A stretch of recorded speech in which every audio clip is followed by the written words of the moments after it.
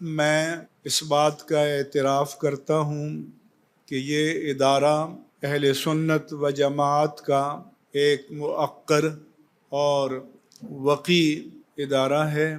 یہ ایک مثالی ادارہ ہے۔ مثالی اسے کہتے ہیں کہ جو دوسروں کے لیے اسوہ اور قدوہ اور ماڈل قرار پائے۔ آئیڈیل اسے کہتے ہیں تصوراتی، یعنی ایسا حسین و جمیل ادارہ جس کے بارے میں انسان سوچ سکتا ہے۔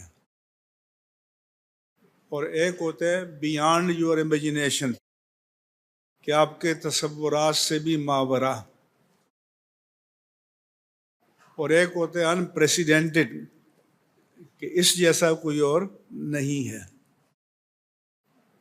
تو میرے نزدیک یہ ادارہ انپریسیڈنٹڈ بھی ہے، مثالی بھی ہے، آئیڈیل اور تصوراتی بھی ہے، اور میں اس کے لیے اس کے بانی